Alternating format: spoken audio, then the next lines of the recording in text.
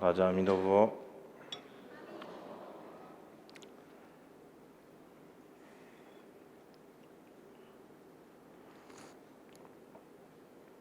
다들 이제 은치주시 칼차리아다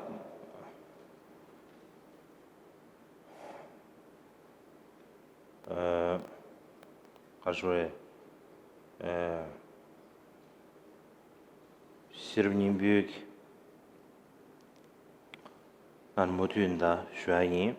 다들 인두산의 지단기 가수에 안에 들이대 송学家的念头的迷茫数学文章，那库zu里啊，加大的，这的念头像送学车的钱的，那送学写的，这个是常我说念头，他说推出去一文章，这车的钱的时候，要不就用出来的，搞了好多钱的多。那么在今天下午呢，我们接着这一堂课当中，也就是《心经》的这个内容，我们会继续的讲下去哦。那么这一次的课程真的是很多的人前来，那么时间也其实很短暂，就这么几天。所以在这几天当中呢，可以说我要接见很多的人，那同时也需要准备这个课程，那另外还要自己上台来给予这样的课程教学，所以如果有任何时间很紧迫，所以在这当中有任何准备不周的地方呢，也是一定有的，所以是有些困难。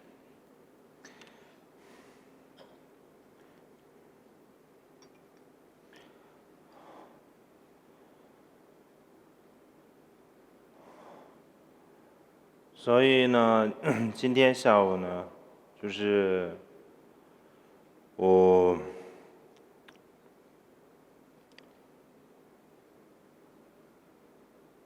继续讲这个《心经》的第3堂课。早上我们这个讲解完了8个部分当中的第4个因缘，但是呢，第5个问的部分呢，只是讲到了开头的部分，还没有讲到真正的问题，也就是就是经文里面具受舍利子，成佛威力，百观自在菩萨摩诃萨约这个部分已经讲完了。所以接下来呢，在这个下午这堂课当中呢，会把第5个问题的部分会做一个讲解。那问题呢，就是下面的这段经文若善男子欲修行甚深般若波罗蜜多者，复当云何修学？这就是这个问题舍利子问这个观音菩萨的这个问题。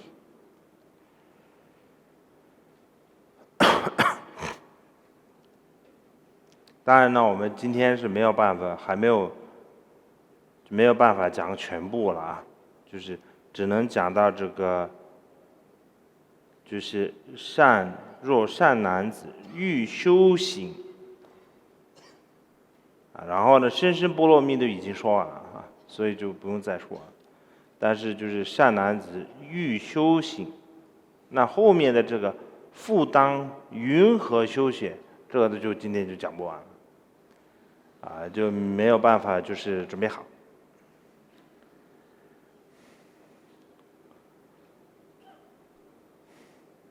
就是第5个问就是说里面第1句话就是若善男子。善男子呢，在一些经典当中呢，翻译为种性子。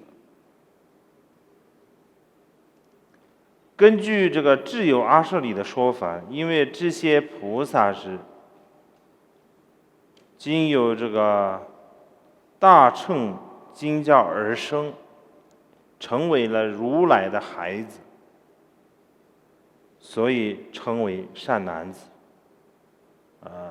跟善女人。而这个狮子贤论师的这个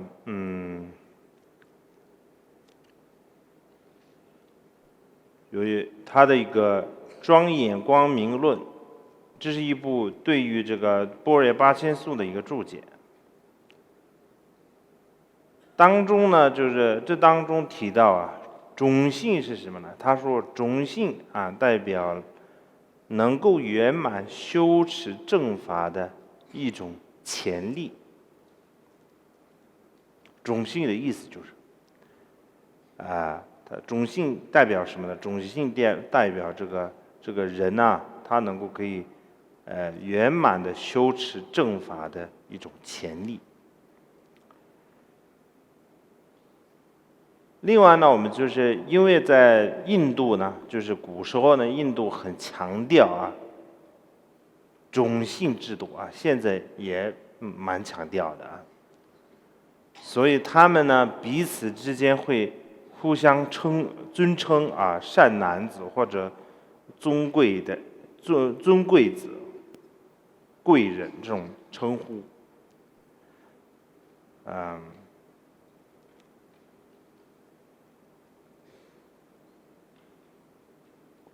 同样的，我们在这边呢，就是因为这样的一种，这是一种尊称或者这种礼仪吧，应该是古代的一种古时候的印度的一种礼仪。所以呢，同样的在这部经典当中呢，也会恭敬的将这些眷属众民，呢就是尊称为善男子。另外呢，这个阿底峡尊者的这个《心经》的注解当中呢，他认为这个善男子就是以觉悟为目标而努力的修行人，就是这个善男子指的就是那个修行人。所以接下来的这个经文呢，甚深般若波罗蜜多，就是这些善男子们的目标。而这个欲修行这个句子呢，则是为了这个目标而努力发心的意思。他有这样的一个解释，做了一个这样的解释。总之呢，这个善男子是指这个尚未进入大乘道上啊。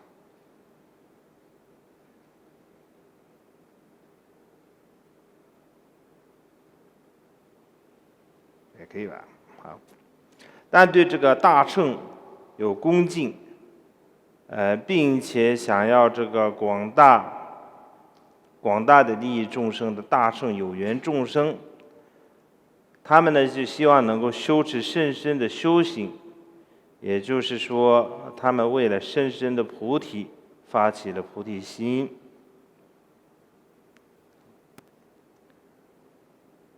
然后呢，大部分的注解呢，都认为呢，这里的这个善男子啊，也就是这个种子子，有人会犯种姓，对，种姓子。这个种姓子呢，它指的就是他们出生在佛陀的种姓或者大乘的种姓当中。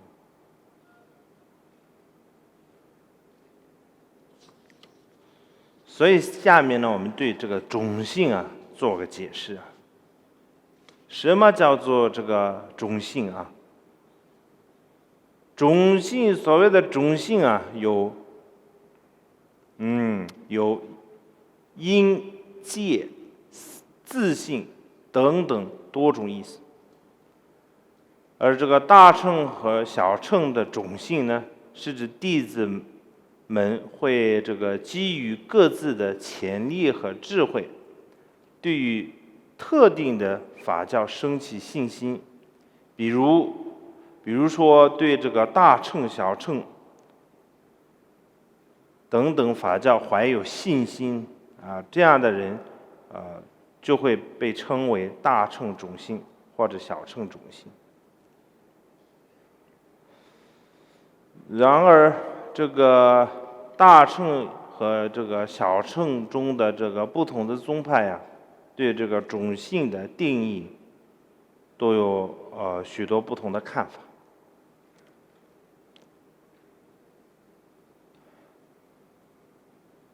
这个声闻呢，声闻乘会谈到所谓的四性圣贤，四性圣贤。这就是可以算是这个声闻乘里面所提到的这个种性，它们分为四性圣贤。而在这个大乘当中呢，中观和唯识对于这个种性也是有不同的看法。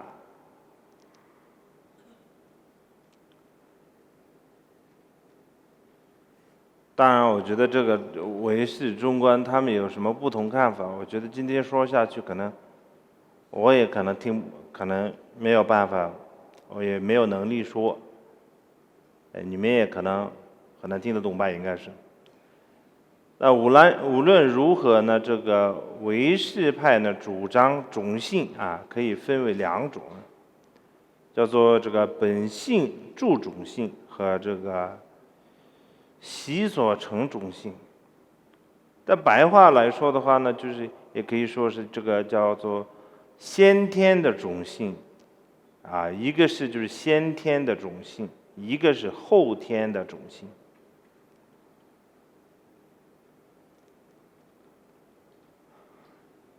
当然，这个对于这个叫什么所谓的这个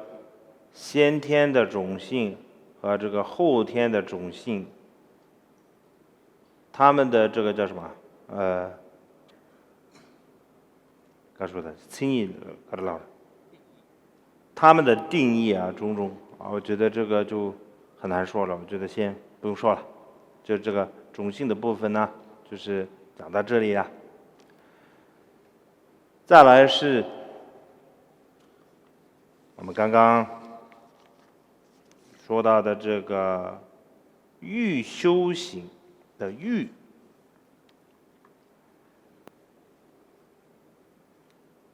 欲这个字呢，就是它的意思是有希望或者渴望或者想要的意思。那欲和我们平常所说的这个欲望是不一样的。这个欲望和欲是两种不同的内心情绪，或者说是状态，两种不同的状态。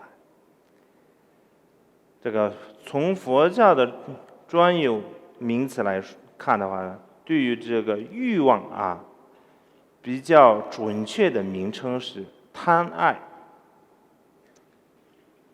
根据这个唯识学派和这个阿毗达摩著作的主张来说的话呢，欲和贪爱的定义，就是欲和贪爱的定义也是不同的。欲的定义是这个渴求事物也就是想要的意思。而这个贪爱的定义则是深切的执着世间的事物并因此而引生出各种的痛苦、各种的烦恼。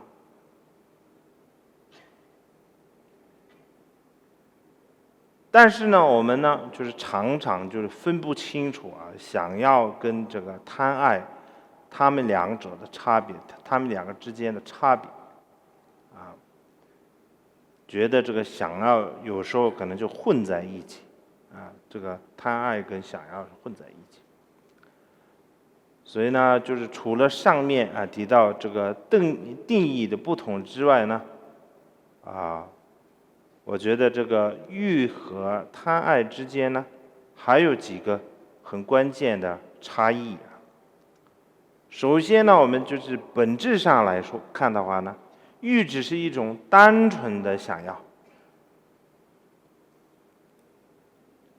但是呢，这个贪爱则是一种深度的执着，一种无法轻易放弃的执着。所以呢，这里我们常常会用这个蚕宝宝、这个菟丝而作茧自缚来比喻嘛，做比喻嘛。所以呢，就是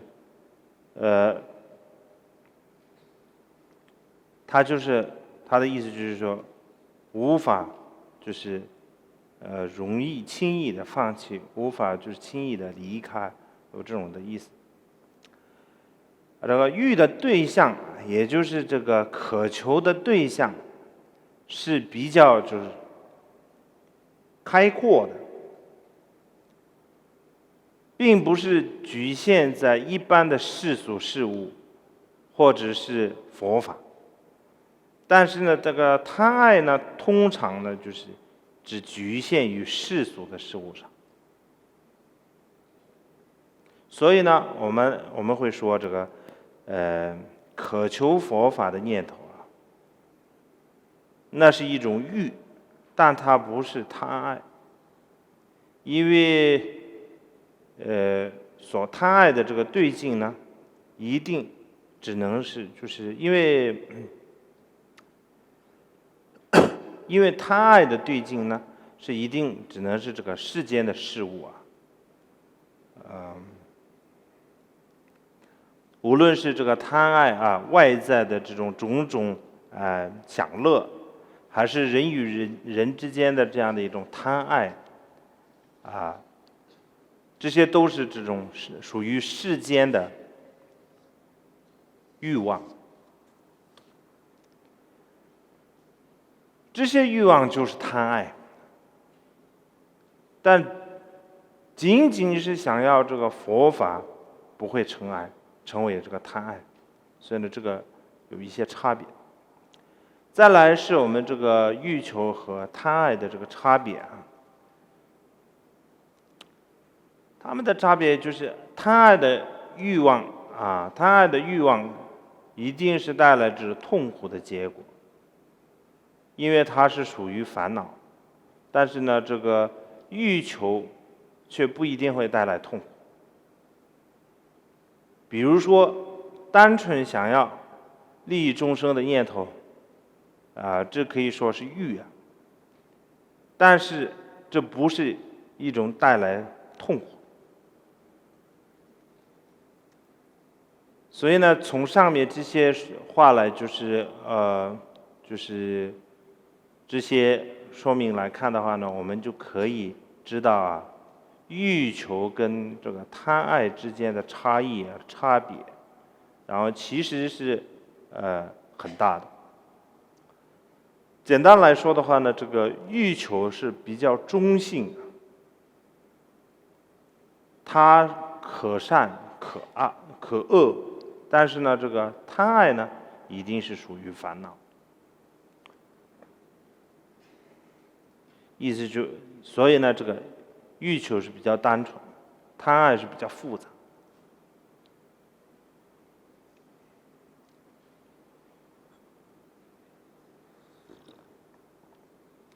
所以意思就是我们渴望这佛法的时候不能太复杂，想的不能太复杂，想的简单一点。如果想的太复杂的话，会变成贪爱。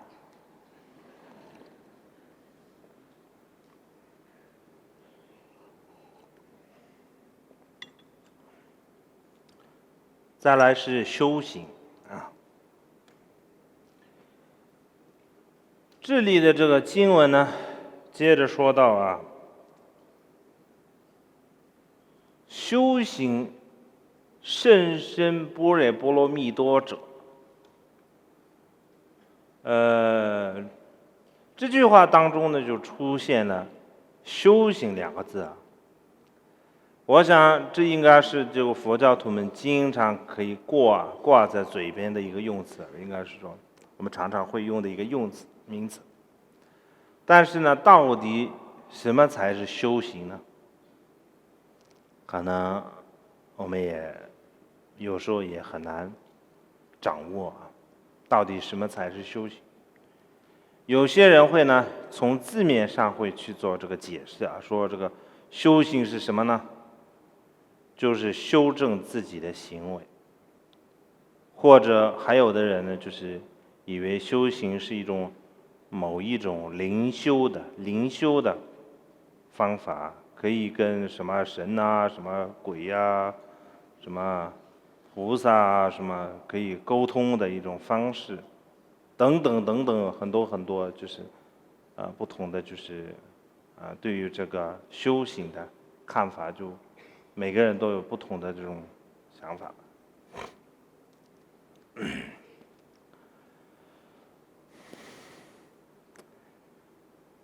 所以呢，在这里呢，就是我这边呢，就是这个修行呢，其实应该要分开成这个修行两个字，意思就是说修跟行两个部分来解释。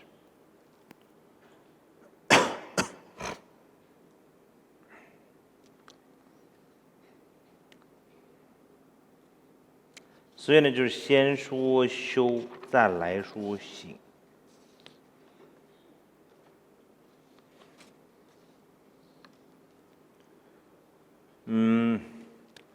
所以呢，先说行，再来说修。啊？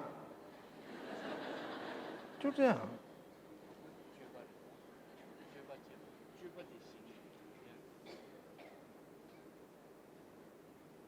觉八戒吧，所以对啊，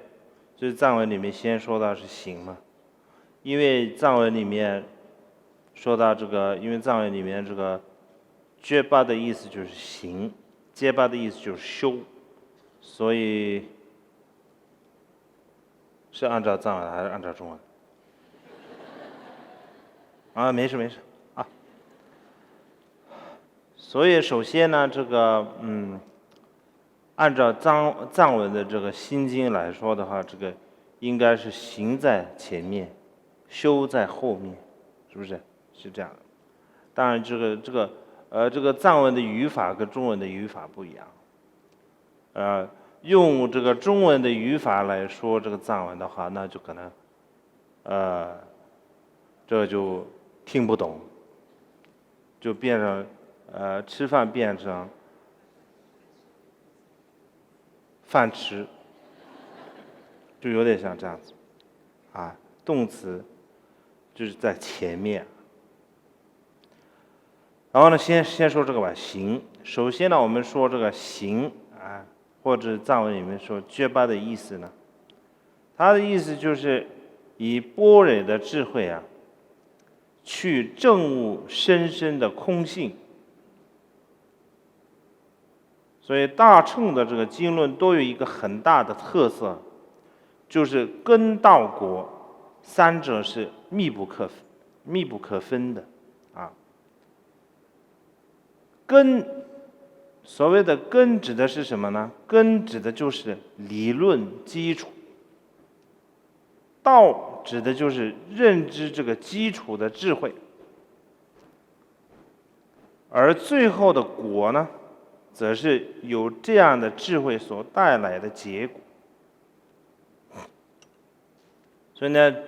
这部心经阐述的核心思想就是空性嘛，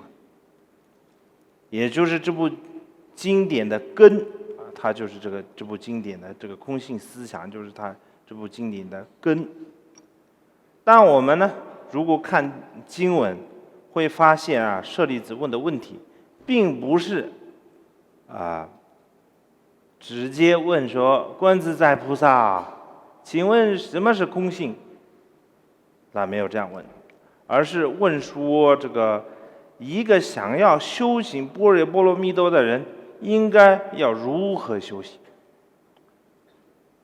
也就是说，他问的问题是从道，也就是智慧来问，而不是从根，也就是这个般若的理论思想来问。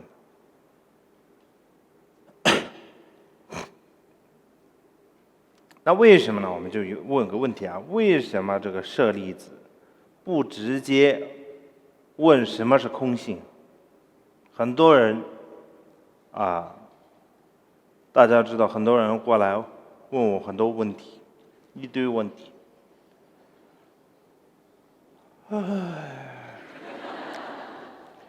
他们的问题就是很多问题是很直截了当，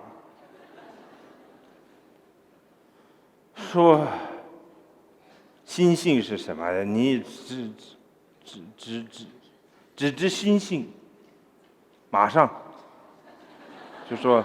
心性是什么？咱们没有说要如何去正德啊，如何去修行，证悟心性，不是这样的。他说马上给我看那个心性，有点像这样啊，我没有那么多时间啊，我没有修行的时间，马上给我看这个实物。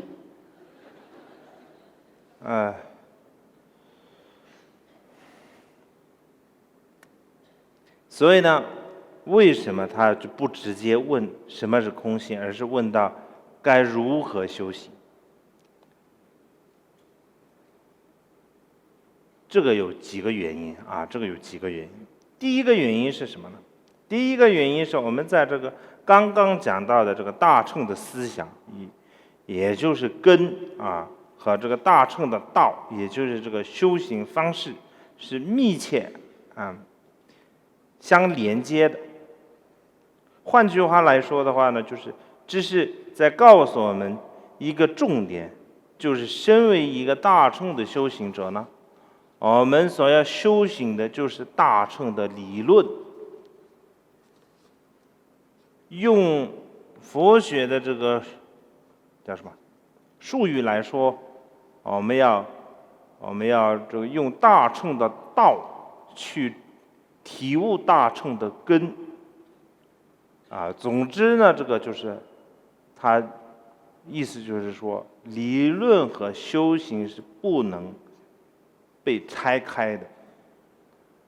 我们很多时候就会觉得理论是理论啊，这个修行是修行，是好像他们俩之间就没什么关系。不要把这个理论，佛法的理论当成是一种思想，只是一种纯粹是一种思想跟观念。这里说思想就是了解这个思想的这个智慧本身就是一种修行。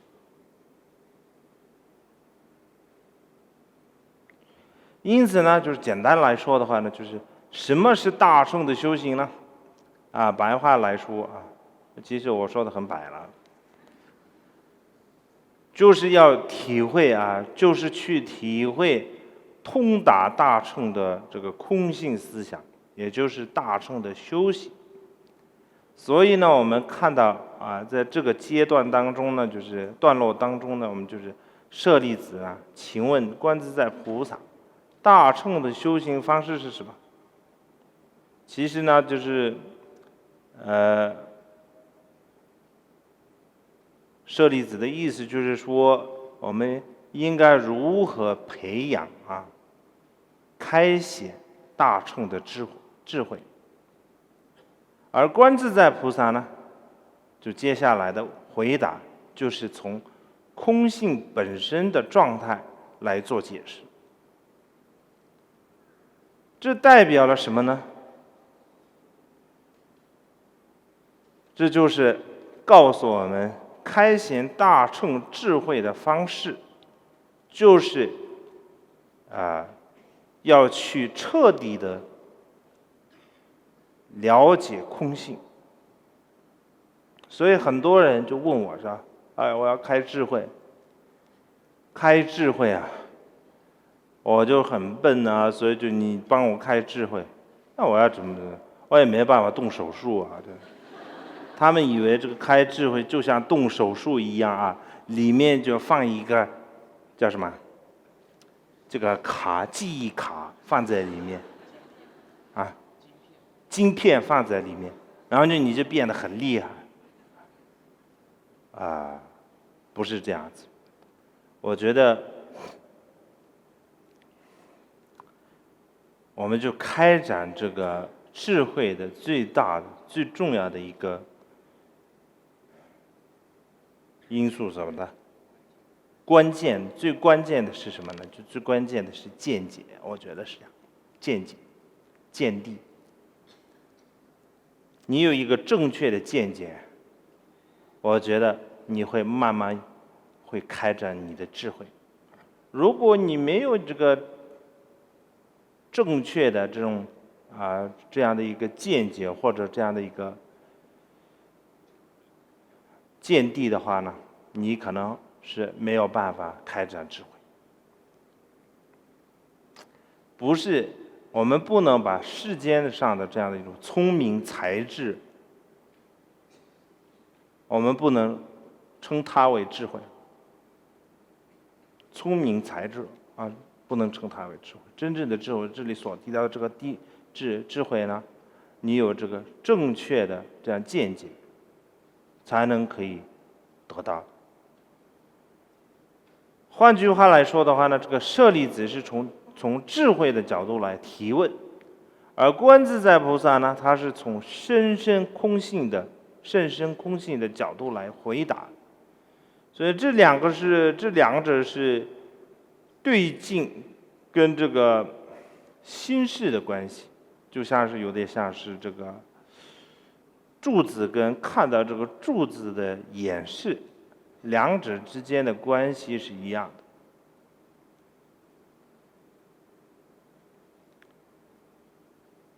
所以我们那天就是记得这个第一堂这个讲课的时候，我们就是提到这个般若然后那时候谈到般若有很多种，其中的这个道般若就是指舍利子所提问的这个智慧，而自性般若则是这个指的就是观自在菩萨所解释的甚深空性。这是第一个原因，就是这个刚刚所说的这个为什么不直接问这空性，而是问如何修行的第一个原因。第二个原因呢，是因为作为一个释迦如来的释迦佛的一个弟子，我们应该关注的不是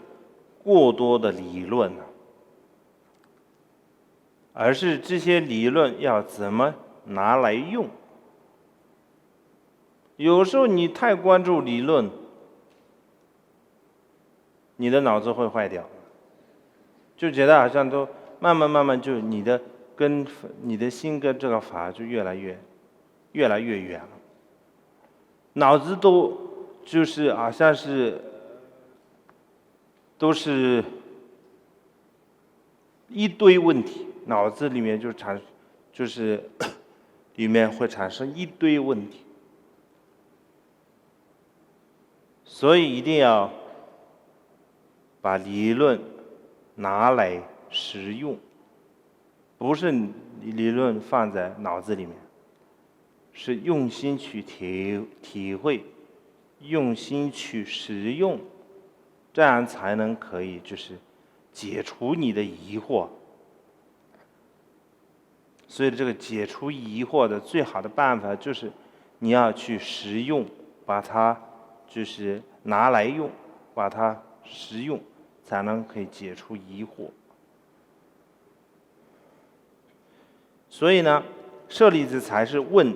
要怎么修行，而不是问空性是什么。理论和思想是帮助我们调整自心的一个技巧，一个方便而已。关键的是自心有没有得到调整。如果看了很多的经论呢，自心却没有任何的改变，或者改善或者进步，那真的是太可惜，太可悲，好像哭不出来了。可能太累了，就没有力气哭了。月称菩萨呢，这个入中论当中说啊，世俗谛是方便，圣义谛是方便生，就是指呢这个理论与思想不过是一个技巧啊，让我们产生究竟智慧的技巧而已。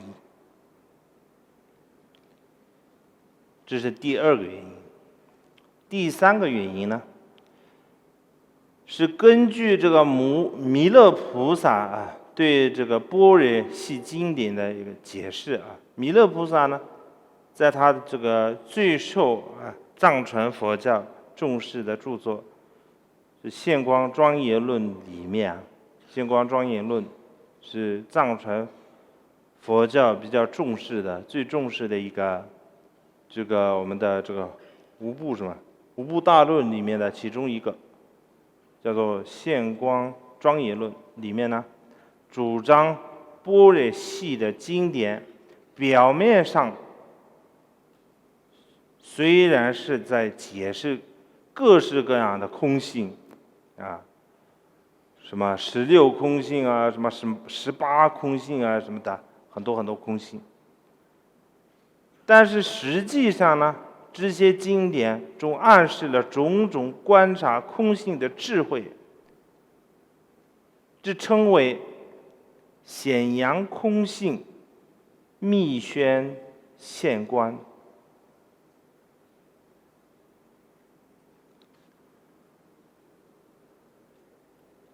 这个般若系统有就是经典有很多种啊，大家都那天就说了啊。以印度来看的话呢，就最长的有300多万字的这个般若10万颂，还有这个般若2500颂，25000颂，还有18000颂，还有8000颂等等很多不同的这个叫什么经典啊。而在这个中国来看的话呢，就是最长最完整的般若经是由玄奘大师翻译出来的这个600品般若经，里面呢就是涵盖了10万颂、25000颂等等这些般若的经典。无论呢就是尽管这些这个整个这个庞大的这个般若系统呢，就每一部经典都有显扬空性啊、密宣现观的意思在里面，但是呢，这个现观的整个次第是从这个凡夫到成佛之间的所有过程，总共有8个大纲、17个条目啊、70个条目、1200多个细节。所以呢，这个呢就是完整的这个现观次第啊。所以呢，只是在天赋比较庞大的这个般若经，包括10万颂或者25000颂或者18000颂里面，才是完整的就是陈述道。然后呢，在什么《金刚经》啊、《心经》啊，这里面呢是比较短的比较短的这些般若经典，般若的经里面呢，尽管是暗示了修行空性的智慧啊，也就是这个般若的道理，但是没有细节介绍整个完整的次第，或者是成佛的蓝图啊，有这么一个差异。所以呢，在这些是对行的这个字的一个做了一个简单的解释啊。总的来说的话呢，就是我们要知道，行这个意思啊，是要调整、锻炼我们的内心。要怎么调整呢？但是有个问题就是怎么调整呢？那我们必须了解空性的思想啊，但不能只是停留在这个理论和思想上面，必须得对自心要产生影响才行。所以呢，就修行就是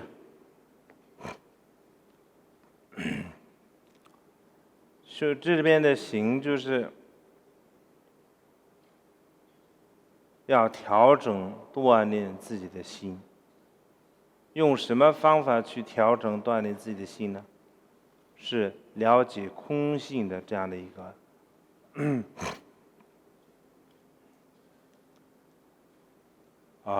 可以说是了解空性的这样的一种智慧去调整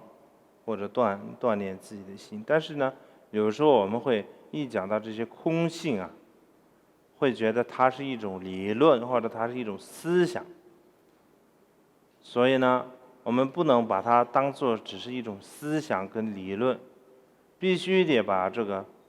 空性的思想能够可以就是把它成为一个我们的这个成为一个生活吧，应该是说一种生活成为一个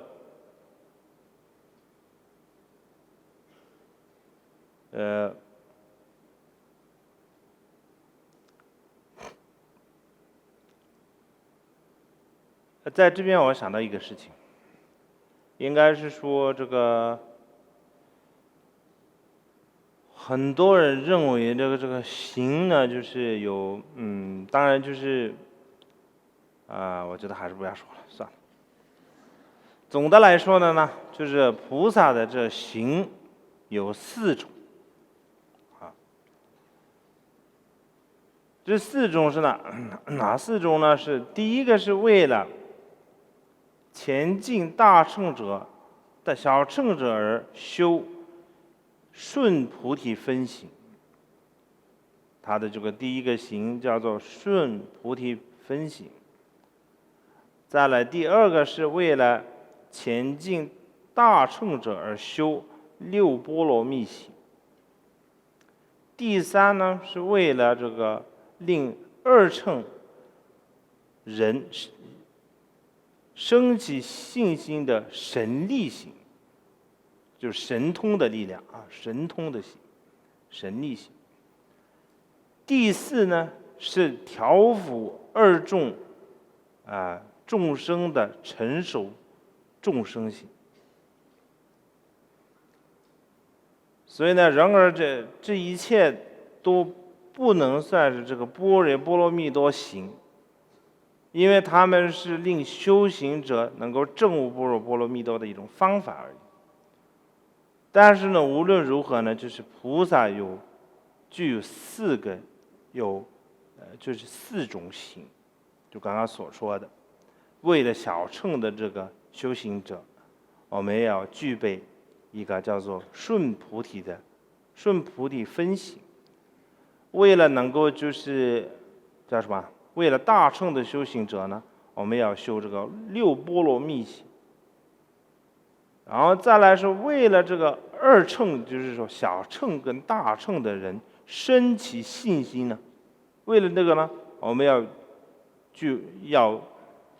有这个神力行。神力就需要具备神通了，但是神通就是真正的神通不是那种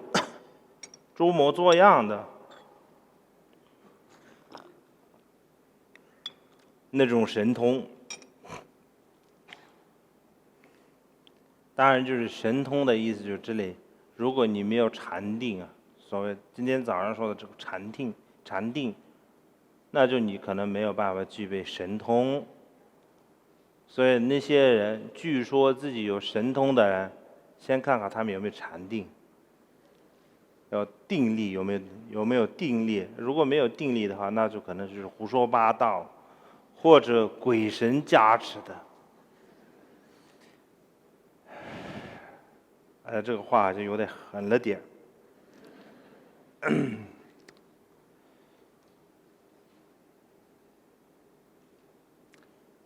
这是什么意思？补助菩萨弥勒总说。所以呢，这个就是三个菩萨的这个三种行呢，是在这个弥勒菩萨啊，这个四种这个行的这弥勒菩萨，他在这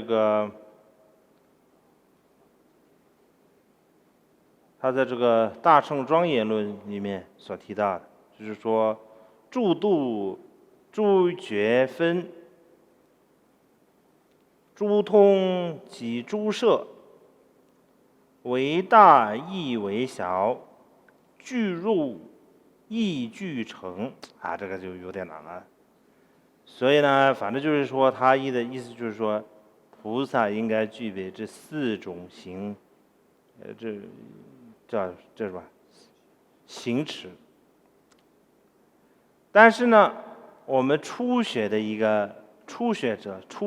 个菩萨道的人来说的话，那可能就没有办法马上就具备这四个行持。所以呢，初学者呢就容易实践的分裂来看的话呢，就是四行可以分为十法行。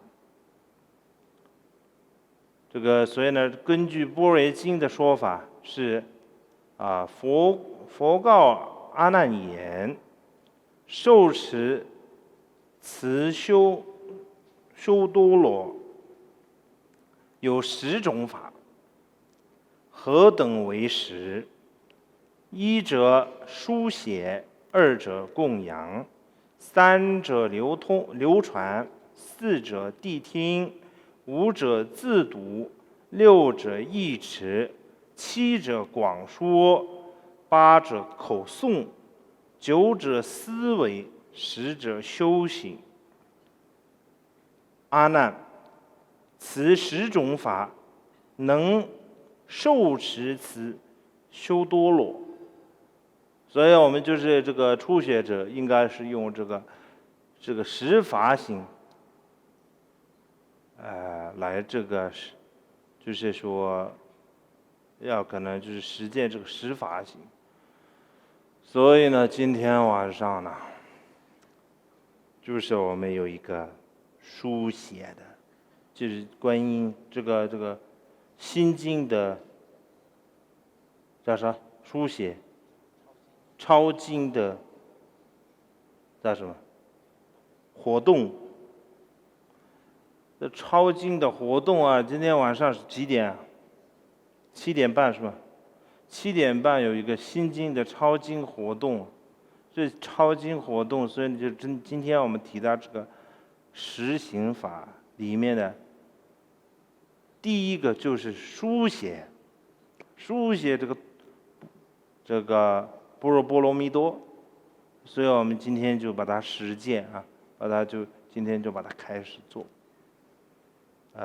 但是这个抄经的这个版本是不是？版本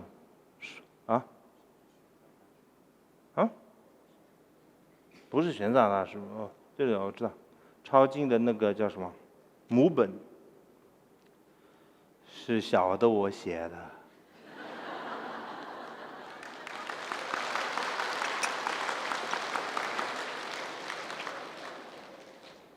其实没有，就是那时候我好像只写过2、3个心经了，然后呢就是也不是很好看了，但是大家将就吧。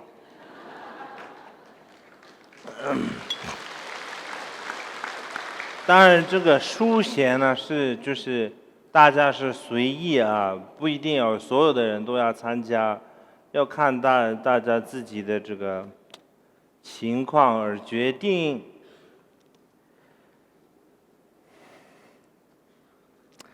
再来就是我们已经谈到了这个行的部分，再来就是修的部分。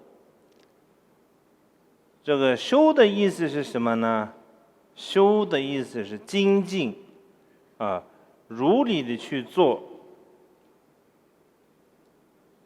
有这样的一个意思。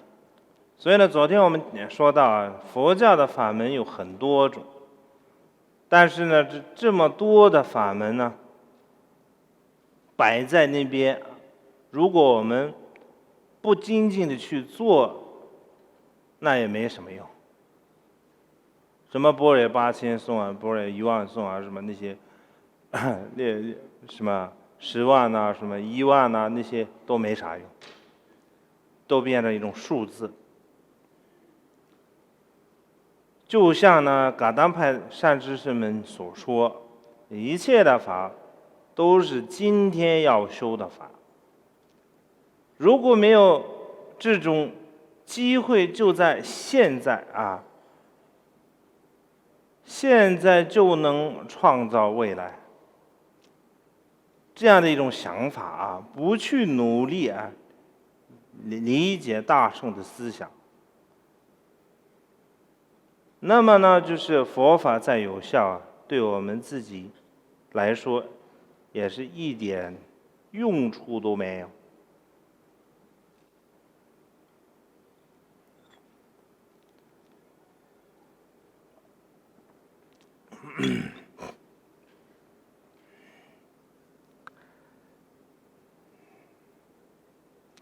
所以我们这样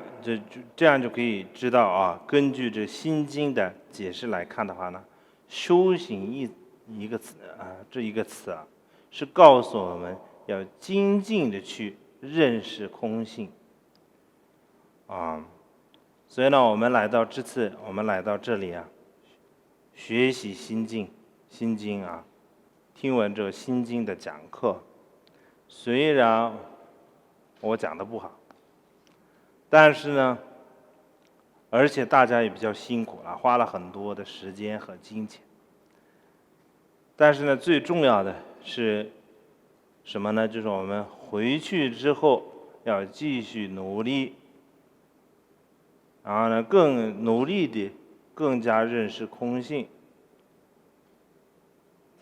这样的话呢，才能真正是在修行心境啊，这样才算真正的修行心境。不然的话呢，这就会浪费很多的这个时间跟金钱，这样不太好。然后呢，以上呢就是我们把讲解完了这个修行的这部分都已经讲解好了，然后再来就是剩下来的是。甚深般若波罗蜜多者，复当云何修学？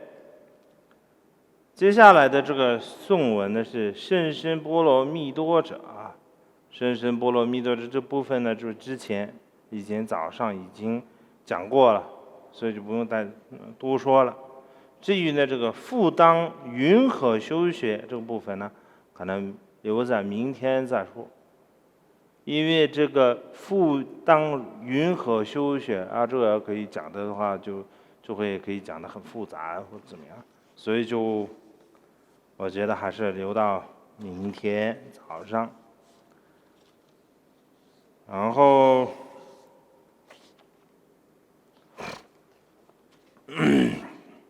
当然呢，这次呢就是心经的这个课程了，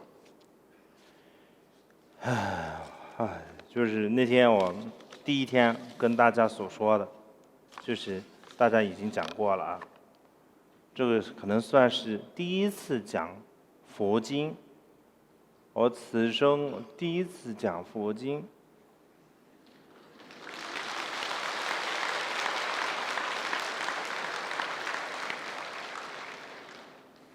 也是第一次用中文讲佛经吧。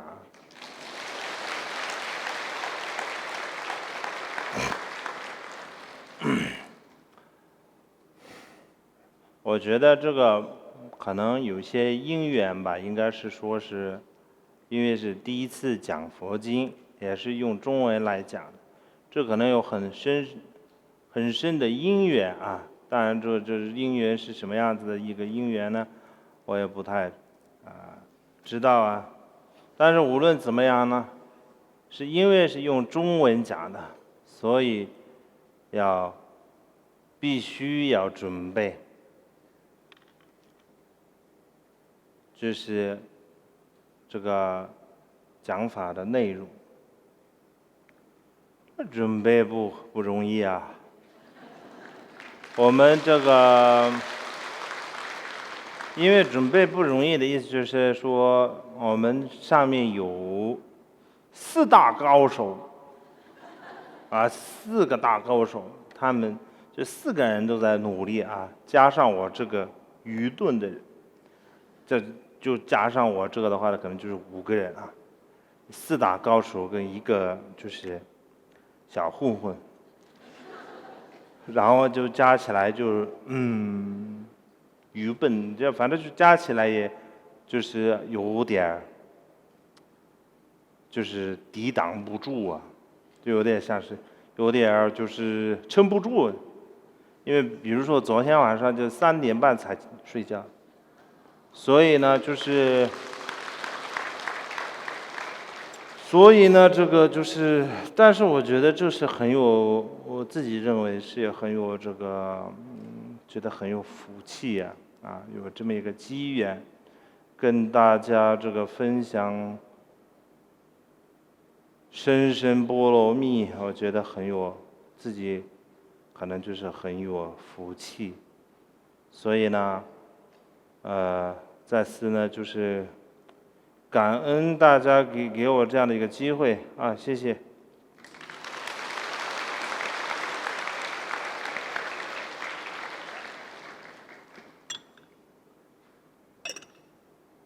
那就到此结束吧。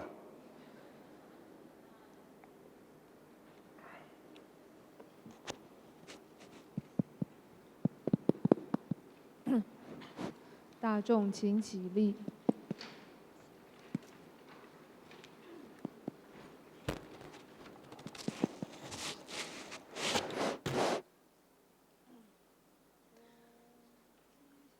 我悉心苦行，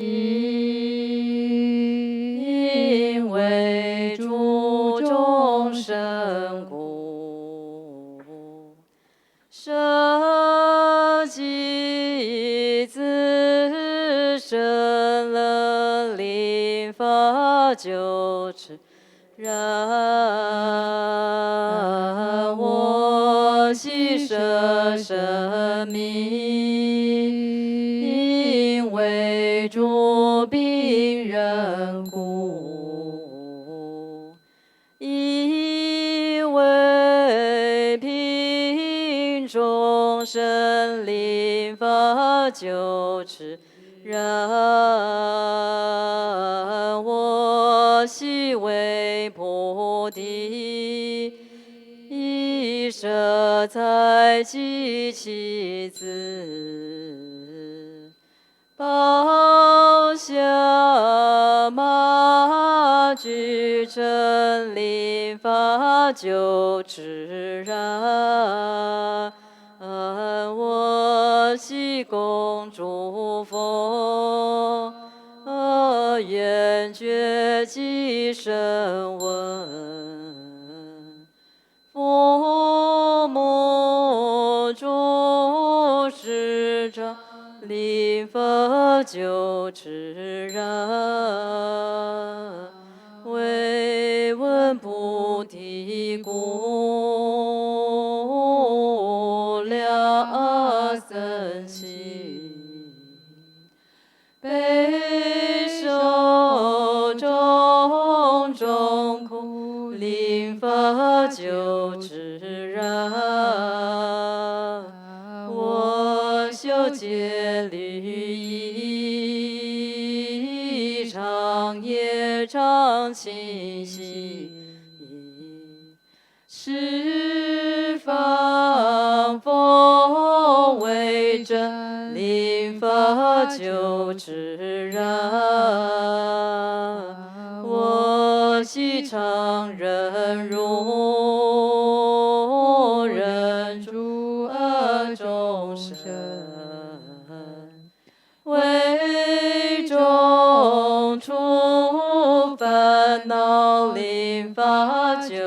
释然。我昔勤精进，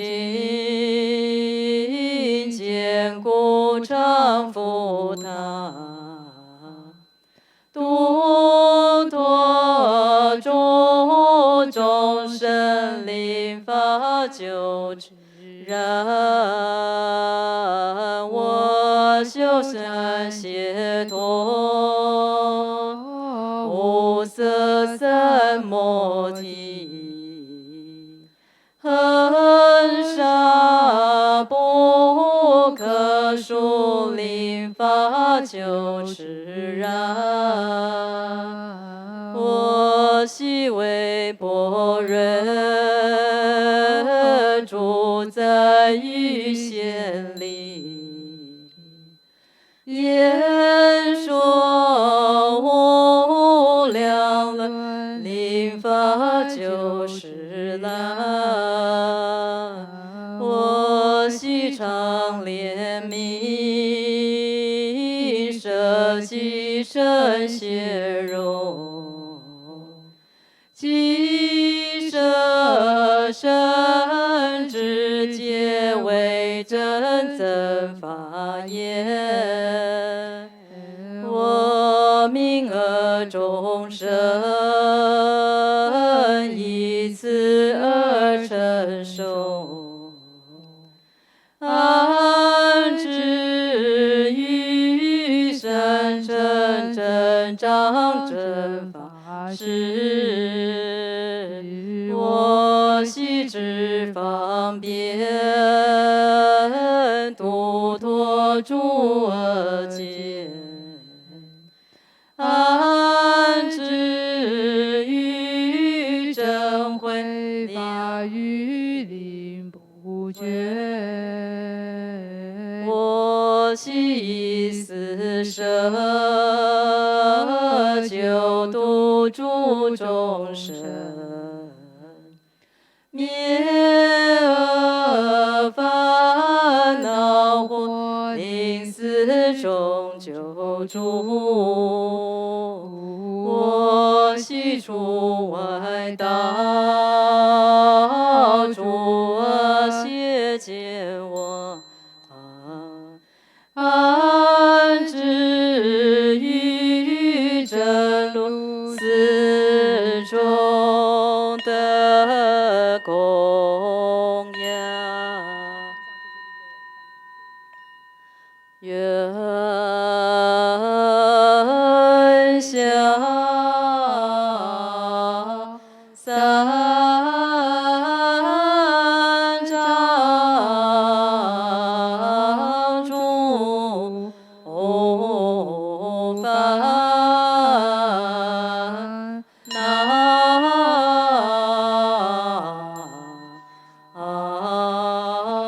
愿得智慧真明了，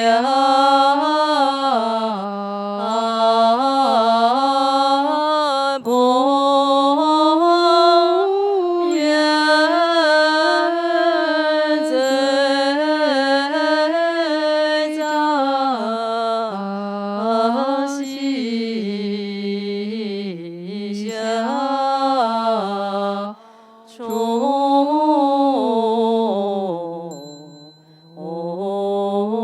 世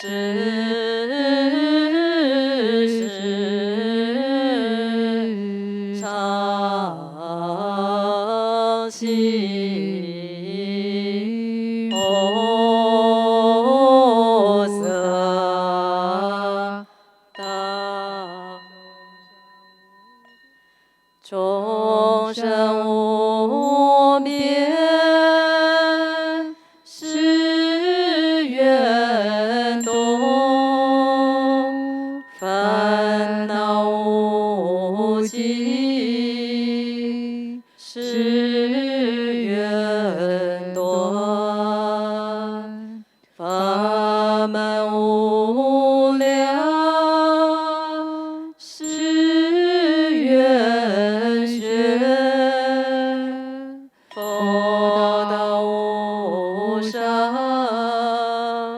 是愿真。